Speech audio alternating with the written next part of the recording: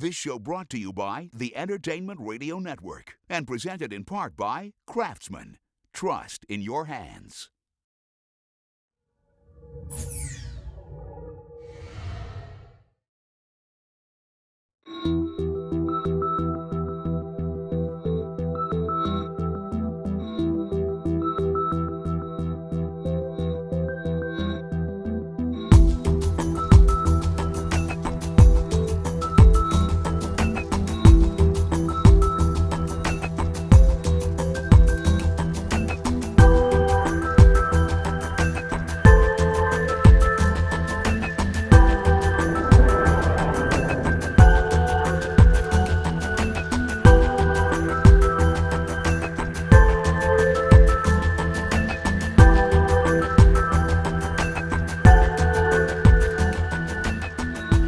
Well, I'm here with the Chief of Design from Jaguar. His name's Ian Callum. Behind us is the CX75.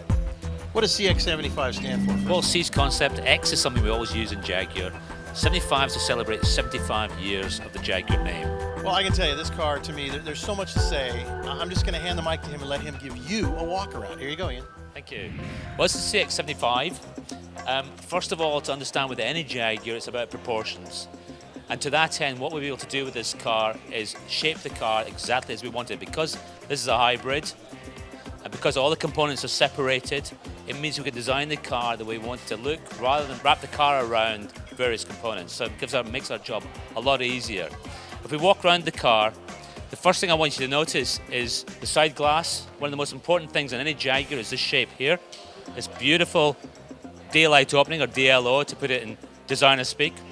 And then that's then offset by this very, very strong fuselage on the lower part of the car. And it's very important that proportion of the fuselage to the cabin is at the right measure.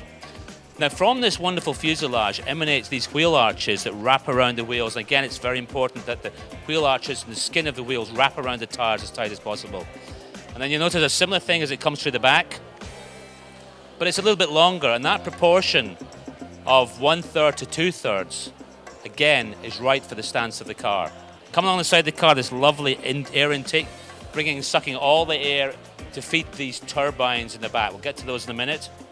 And as we come around the back, this rear arch hugging the rear wheel, 22-inch rear wheel incidentally, and sweeping around the back of the car. And this is actually a little bit of influence from the XJ13. Those of you might remember, the XJ13 is a lovely sports car that was designed in the 60s, had a lovely tail in it that swept back, designed for aerodynamics. And that's what we've done again here. We've pulled this and stretched it out as far as we could to give this sense of speed and power, and wrapping right underneath the back of the car to create this Venturi. Mechanical Venturi, offset by a lot of gorgeous sculpture.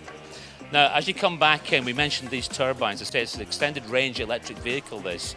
And as you look in the back of the car, you see these gorgeous turbines, which are there simply to charge the batteries. So altogether, this really is about advanced technology, complemented by beautiful Jaguar style, great proportions, beautiful lines, and very, very pure surfacing. Hi, my name's Phil Elliott from the company Blade & Jets, and here we've got a micro gas turbine engine which is very similar to the one fitted to the Jaguar CX75 car. The key features of this engine are the first part, which is the axial flow compression, where the air is compressed. The second section is the combustion chamber, where the fuel and air is mixed to produce thrust, the air is expanded. And then third section here is where the thrust actually spins the engine and you get the exhaust from the rear here. The difference between this and the one fitted in the Jaguar is primarily this is a thrust motor, and what we've got in the CX75 is a configuration with an electrical generator which is at the back here. The electrical generator produces electricity which recharges the car batteries.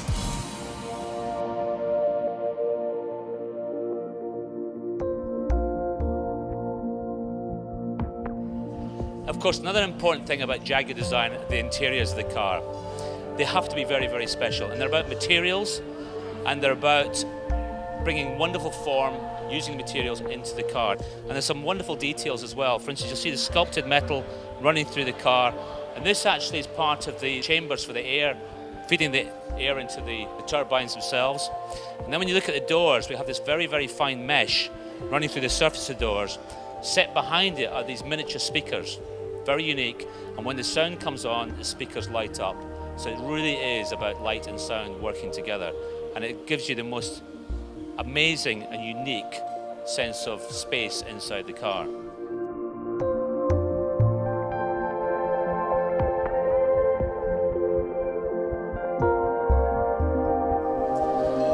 Okay, so we're inside the car. You notice the seats are actually built into the shape of the car. It's very, very snug.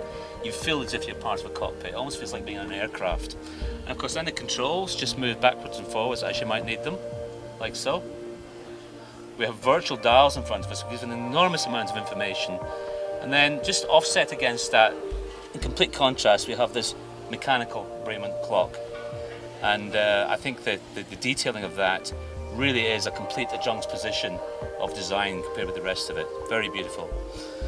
This is a lever for forwards or reverse. That's it. Nothing more than that. The pedals also come towards you as you move the controls. And then the materials are all about just pure, simple leather, including some beautiful detailing in here where the leather changes texture into something much more mechanical in the texture itself. And if you want to open the door switch is here on the seat. And you pull it open and the door opens.